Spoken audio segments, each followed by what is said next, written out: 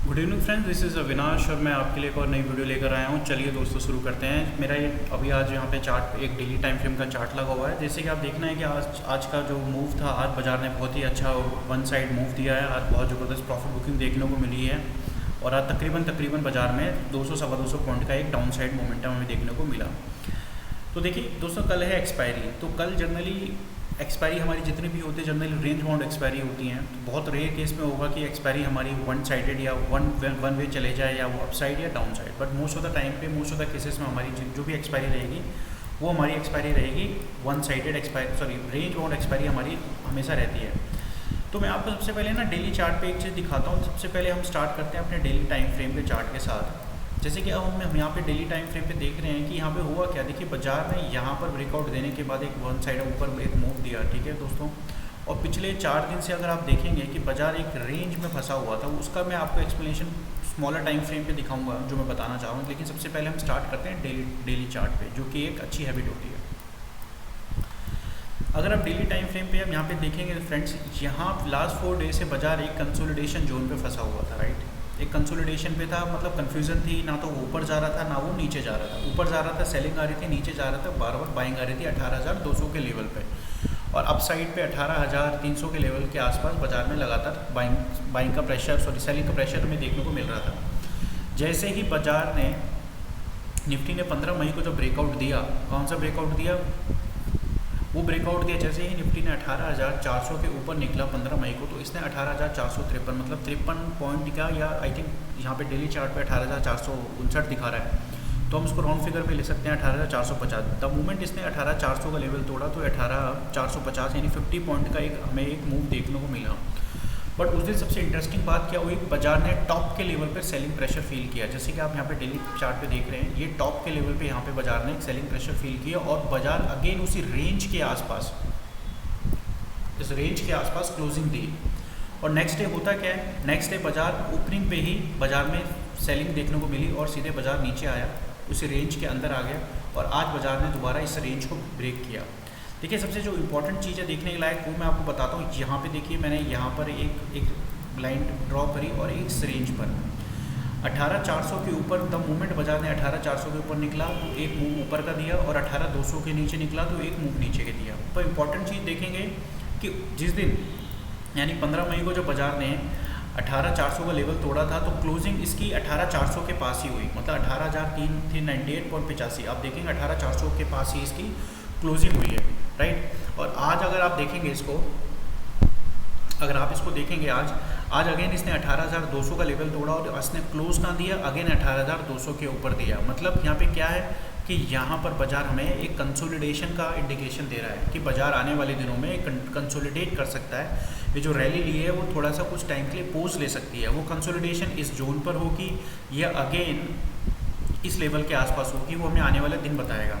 तो सबसे पहले मैं आपको डेली टाइम फ्रेम पे मैंने आपको बता दिया कि बाजार एक कंसोलिडेशन की तरफ मूव कर सकता है, ठीक है फ्रेंड्स, क्योंकि इसने लोअर लेवल को भी रिजेक्ट कर दिया, विक बन के नीचे की तरफ हायर लेवल को भी रिजेक्ट कर दिया और विक बन गई, तो यहाँ से एक यूटर्न ले सकता है। तो आपको सबसे पहले यहाँ पे करना क्या है, क्यों देखिए बाजार अपने सपोर्ट जोन के पास भी है। यहाँ पे डेली टाइम फ्रेम पे देखेंगे कि ये बाजार अपना का सपोर्ट जोन है। ये जो जोन देख रहे हैं आपका, ये बाजार का सपोर्ट जोन है, ये वाला डेली टाइम फ्रेम पे देख रहे हैं 18,200 से लेके 18,050 और 18,000 तक की ये जो 100-150 पॉइंट की जो रेंज आ रही है, बाजार की एक सपोर्ट रेंज आ रही है। तो यहाँ पे निफ्टी सपोर्ट भी ले सकता है। और दूसरा 21 EMA के पास भी बाजार अप्रोच कर रहा है, तो मतलब यहाँ भी एक सपोर्ट ले सकता है। तो सपोर्ट लेने से पहले क्या होगा कि बाजार हो सकता है कि एक हमें एक रिलीफ रैली या एक अपसाइड का रिट्रेसमेंट दिखा दे, जो अगेन जो वीक हैंड्स हैं जिन्होंने शॉर्ट हायर साइड पे किया होगा या लोअर साइड पे किया होगा, उनके स्टॉप लॉस ट्रिगर होगा। क्योंकि जिन्होंने यहाँ पर शॉर्टिंग पोजीशन बनाई होगी इस लेवल पे, ऊपर के 450 के लेवल पे, तो उनको तो कोई दिक्कत ही नहीं है। जिन्होंने लोअर लेवल पे शॉर्टिंग पोजीशन बनाई है यानी 18,200 के टूटने के बाद, उनके एसएल आने का टाइम आ गया। वो हो सकता है कि कल हमें आ रहे उनके एसएल देखने को मिले। चलिए दोस्तों, मैं आपको इसका 15 मिनट के चार्ट पे दिखाता हूँ। जो मोस्ट इंपॉर्टेंट ऑब्जर्वेशन है वो है 15 मिनट टाइम के पे। देखिए यहाँ पर मेरा एक 15 मिनट टाइम फ्रेम का चार्ट लगा हुआ है। ये वही रेंज है जो मैं डेली चार्ट पे दिखा रहा था। ये रेंज जो देख रहे हैं आप 18,400 की रेंज है और ये रेंज देख रहे हैं 18,200 की रेंज है।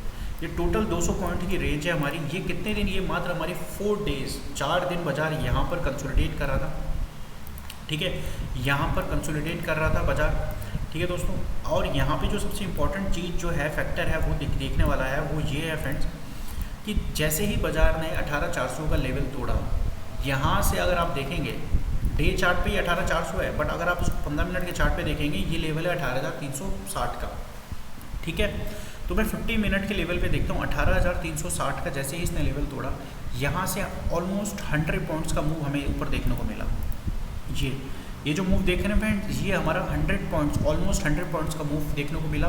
और जैसे ही मूव इसने देखने को मिला, अगले दिन बाजार यहाँ पर क्या हुआ, धड़ाम से बाजार में दोबारा सेलिंग का प्रेशर देखने को मिला। अगेन वो इस रेंज के, अपने इस रेंज के अंदर आ गया।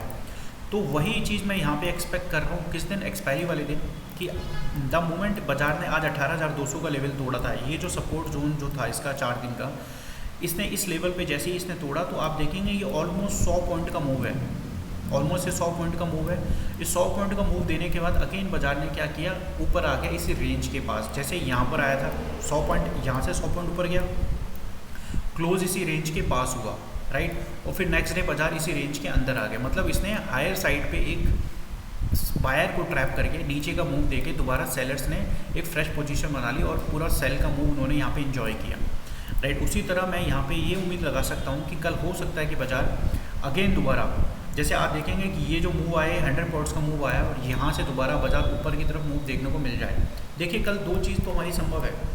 कल जो 18,200 से लेके 18,100 का जो लेवल है, मतलब 1800 कल का लो, आई थिंक आज का जो लो है 18,100, और ये जो 18,200 का जो ये वाला जो लेवल है, ये 18,200 और 18,100, इसके बीच में नो ट्रेडिंग जोन है फ्रेंड्स। बाजार इसके बीच में हो सकता है बहुत बुरी तरह से ट्रैप करे 100 पॉइंट्स के बीच में, क्योंकि कल एक्सपायरी है, प्रीमियम डिके होगा और बायर्स को मोमेंटम देखने को नहीं मिलेगा। अगर बाजार इस रेंज के अंदर पूरे दिन भर रहता है, हाई मार देगा, हो सकता है कि इसमें 20-30 पॉइंट ऊपर चले जाए फिर नीचे आ जाए।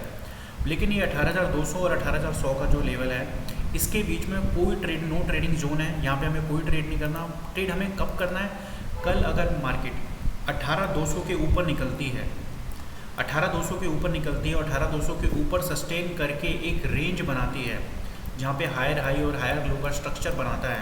क्योंकि कल दो कंडीशन तो होनी है, या तो बाजार रेंज बाउंड रहेगा या ट्रेंडिंग में रहेगा।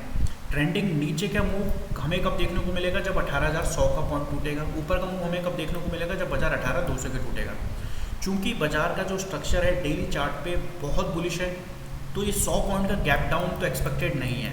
कोई कुछ अनवांटेड इवेंट हो जाए, अब नॉर्मल इवेंट हो जाए, वो बात अलग है। डेली चार्ट पे हमारा स्ट्रक्चर पॉजिटिव है, तो डाउन साइड पे 100 पॉइंट का गैप डाउन खुलना ये उम्मीद, ये एक्सपेक्टेड नहीं है। तो हम ये अज्यूम करके चल सकते हैं कि बाजार कल फ्लैट खुल के अगर 18,200 के ऊपर निकलता है तो हमें एक बाजार में अप साइड का मूव देखने को मिल सकता है। लेकिन वो कब मिलेगा, हमें बाई की पोजीशन कब बनानी है, जब बाजार ऊपर की सस्टेन देके एक रेंज बनाता है, और रेंज का जब फर्दर ब्रेकआउट देगा तो बाजार हमारे को एक ऊपर का मूव देगा। वो ऊपर का मूव कितना होगा, देखिए वो दोस्तों, वो ऊपर का मूव होगा हमारा तकरीबन मैं यहाँ पे एक फिबोनाची यहाँ पे लगा के दिखाता हूँ आपको।